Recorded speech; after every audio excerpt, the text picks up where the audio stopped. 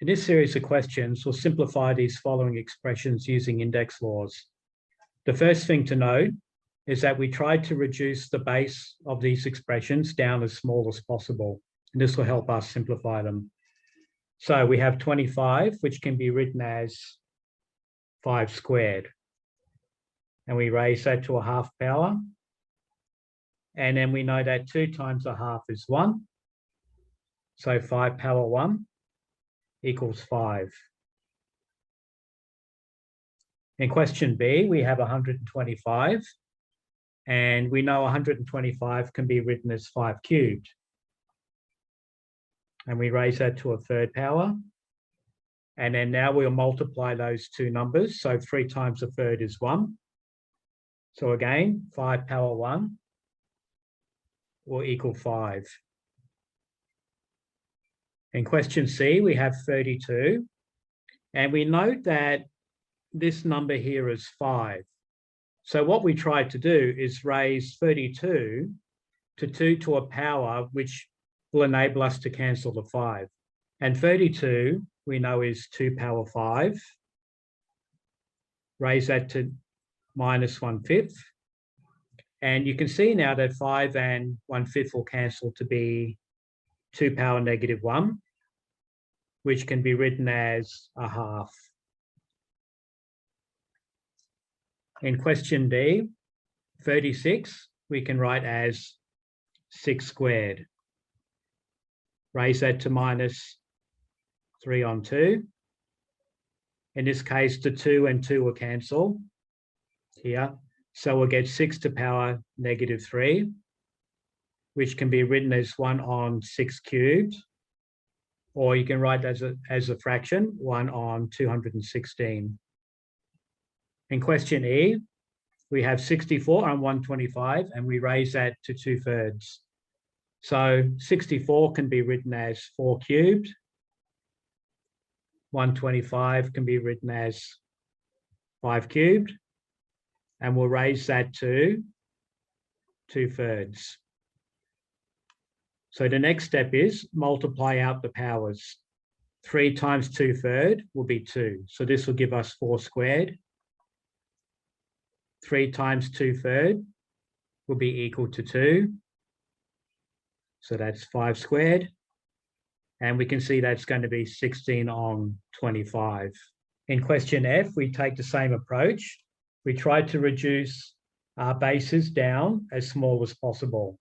So 27 can be written as 3 cubed raised to 1/3. 9 is 3 squared raised to 1/6. And 3 times 1/3 is 1, so we'll have 3 power 1 times 3 to power 2 times 1/6, which is 1/3. We can write that down as 3 power 1 plus 1/3, where we add the powers. So we'll get 3 power 4/3. We could also write that as the cube root of 3/4, which is the cube root of 81. In question G, we can reduce 9 down to 3 squared, raised to power 2, 81. Let's make that 3 power 4 instead of 9 squared, because then we have 3 as the base, and that's raised to power 2. So this will give us 3 power 4 times 3 power 8, which is 3 power 12. And if you have a calculator, that will be 531,441. In question H, we will reduce the powers of 9 and 81 down to power 3. So 9 becomes 3 squared, raised to power negative 4x plus 2, divided by 81, which is 3 power 4, and 3x minus 4. And now we'll multiply the powers out. So we'll get 3 to power negative 8x plus 4 divided by 3 to the power 12x minus 16. As we're doing a division, we will subtract the powers. So we'll have 3 power negative 8x plus 4 minus 12x minus 16. So we'll get 3 to the power negative 8x plus 4 minus 12x plus 16, which can be written as 3 to the power negative 20x plus 20. In question I, we have 2 to the power n plus 4, subtract 2 to the power n minus 1. Notice now we have a subtraction sign here.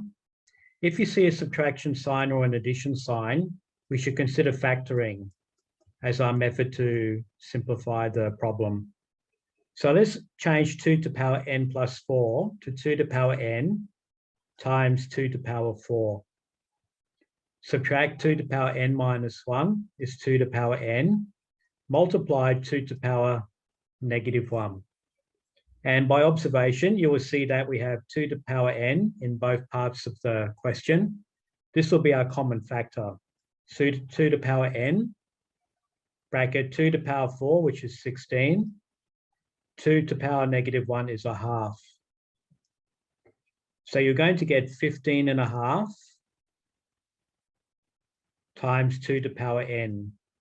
We can change that to 31 on 2 times 2 to the power n. We could stop there if you like, but we could continue a little bit. We've got 31 times 2 to the power n, but you also have a 2 here, which can be written as 2 to the power 1. So we can change this question to be 31 to times 2 to the power n minus 1. Either example would be acceptable.